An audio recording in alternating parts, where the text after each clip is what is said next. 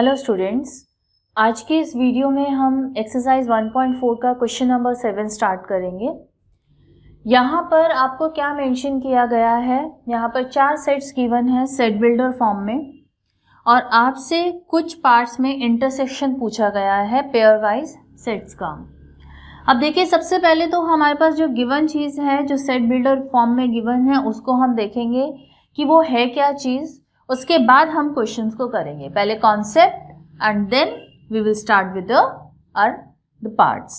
ठीक है, अब देखिए ए में क्या गिवन है। ए में वो वाले एक्स हैं जो कि नेचुरल नंबर्स हैं। अब नेचुरल नंबर्स क्या होते हैं? That starts from 1। कहाँ से स्टार्ट होते हैं ये? 1 से। अगर मैं इसकी रोस्टर फॉर्म लिखूंगी तो मेरे को क्या मिलेगा? 1 से स्टार्ट होंगे और कहाँ खत्म होते हैं natural numbers? Infinite natural numbers होते हैं 1 2 3 4 5 अप टू सो ऑन, चलता चला जाएगा। तो ए सेट जो है हमारा इनफाइनाइट सेट है जो कि 1 से स्टार्ट हो रहा है। इसी तरीके से हम बी को इवैल्यूएट करते हैं। बी हमारा क्या है? B is the set of all x such that x is an even natural number. अब देखिए, इवन कौन से नंबर्स होते हैं? जो कि 2 से डिविजिबल होते हैं। ठीक है, अब 2 से डिविजिबल होंगे और नेचुरल नंबर्स होंगे। अब ऐसे नंबर्स कौन से हैं आपके? That is 2। कहाँ से स्टार्ट होंगे? वो 2 से स्टार्ट होंगे। पहला इवन नेचुरल नंबर कौन सा है? 2। उसके बाद कौन सा है? 4 6 एंड सो ऑन। ये भी इनफाइनाइट सेट्स है।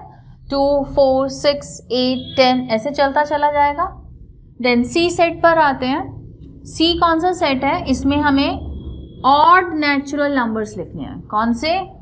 ऑड, और वो भी नेचुरल नंबर्स। तो कहाँ से स्टार्ट होंगे ये वाले नंबर्स? 1 से। 1 के बाद 3 5 7। Again this is my infinite set. Infinite set है, दैट मीन्स ये एंडलेस है, हमें नहीं पता कहाँ जाके खत्म होगा। देन डी में कौन से नंबर है? x is a prime number. Now what are prime numbers? Prime numbers क्या होते हैं? जो कि अपने ही टेबल में आते हैं, जो किसी और के टेबल में नहीं आते हैं। तो ऐसे कौन से नंबर्स हैं जो अपने टेबल में आते हैं? कहाँ से स्टार्ट करेंगे? 2 से। तो 2 3 5 7 11 13 एंड सो ऑन। अगेन ये भी हमारा कौन सा सेट है? इनफाइनाइट सेट है। ठीक है, तो यहाँ पर वो वाले नंबर्स लिखने थे जो सिर्फ अपने टेबल में आते हैं, किसी और के टेबल में नहीं आते। जब हमने चारों सेट्स को इवैल्यूएट कर लिया, उसकी रोस्टर फॉर्म लिख ली है, तो अब हमको जो इसके में गिवन पार्ट्स हैं वो करने में बहुत इजी होगा ना। इंटरसेक्शन, पहले पार्ट में आपको क्या फाइंड आउट करना है? You have to find out A intersection B. अब देखिए, इंटरसेक्शन का मतलब मैंने आपको लास्ट वीडियोस में बताया था। इंटरसेक्शन का मतलब इन दोनों सेट के जो एलिमेंट्स हैं उनके कॉमन एलिमेंट्स। अब आप ए और बी को देखेंगे, यहाँ पर सारे नेचुरल नंबर्स हैं जिसमें इवन नंबर्स और ऑड नंबर्स दोनों आ रहे हैं, और यहाँ पे सिर्फ इवन नंबर्स हैं। तो दोनों में जब आप कॉमन फाइंड आउट करोगे तो आपको क्या मिलेगा? 2 दोनों में आ रहा है, 4 6, मतलब आपको क्या मिल जाएगा वापस से? Even natural numbers. जो इनके कॉमन पॉइंट्स हैं वो क्या है? 2 4 6, और जो कि हम उसको अगर सेट बिल्डर फॉर्म में वापस उसको लिखेंगे तो हमारे पास क्या आ जाएगा? That is the set of all x such that x is an even natural number. तो ए इंटरसेक्शन बी इस केस में क्या है हमारा? B only. क्लियर? क्यों है? जितनी भी हमारी वीडियोस पहले वाले क्वेश्चंस की बनी है उसमें फिर से मैंने एक पॉइंट एक्सप्लेन किया था आप लोगों को कि अगर 2 सेट का हम इंटरसेक्शन निकाल रहे हैं और अगर ए बी का सबसेट है, ए बी का क्या है? सबसेट, सॉरी बी ए का क्या है? सबसेट। ए क्या है? बड़ा सेट। तो B is the subset of A. तो यहाँ पर देखिए, हम अपने बेसिक को अप्लाई भी कर सकते हैं। यहाँ पर अगर हम वॉच करें तो B is the subset of A। जितने में B के एलिमेंट्स हैं वो A में से आ रहे हैं। तो जब हम ऐसे 2 सेट्स का इंटरसेक्शन निकालते हैं जहाँ पर एक सेट दूसरे का सबसेट है, तो इंटरसेक्शन छोटे वाला सेट आता है, दैट इज B। क्लियर? तो कई तरीक़ों से हम इसको समझ सकते हैं। रोस्टर फॉर्म में चेंज करके हमने लिखा तब भी हमें समझ में आ गया कि ये हमारा बी ही सेट है, और ऐसा क्यों है उसके पीछे बेसिक भी मैंने आपको एक्सप्लेन कर दिया। नाउ सेकेंड पार्ट देखिए, ए इंटरसेक्शन सी। अब देखिए यहाँ पर भी सेम कॉन्सेप्ट लग रहा है। यहाँ पर सारे नेचुरल नंबर्स आ रहे हैं जिसके अंदर इवन भी है, ऑड भी है, और सी के अंदर ऑड नेचुरल नंबर्स हैं। तो अगर हम इस कॉन्सेप्ट को लगाएंगे तो हमें क्या मिल रहा है, C is the subset of A।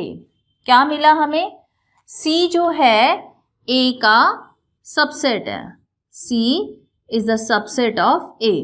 तो इन दोनों का इंटरसेक्शन का आंसर क्या होगा, फिर इन दोनों का इंटरसेक्शन क्या आएगा, जो छोटा सेट है दैट इज C। और अगर आप रोस्टर फॉर्म की हेल्प से देखेंगे तब भी आप इजीली वॉच कर सकते हैं। यहाँ पर जो कॉमन पॉइंट्स आएंगे देखो, 1 आएगा, 3 आएगा, 5 इसमें भी होगा, 5 इसमें भी है। तो यही वाला पूरा सेट दोबारा से इसके इंटरसेक्शन पॉइंट में आ जाएगा, दैट मीन्स C ही आएगा। तो इस तरीके से भी आप इजीली जज कर सकते हैं कि उसका इंटरसेक्शन क्या है। नाउ थर्ड पार्ट देखिए, A इंटरसेक्शन D। अब A और D यहाँ पर इंटरसेक्शन में फिर से यहाँ पर सारे नेचुरल नंबर्स लिखे हैं, और यहाँ पर देखिए प्राइम नंबर्स।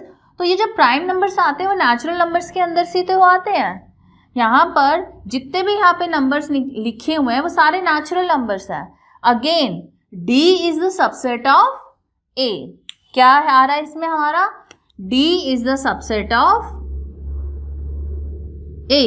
तो इसका जो इंटरसेक्शन होगा दोनों सेट का, जो दोनों में छोटा है, छोटा कौन है, D, तो आपका आंसर आएगा D।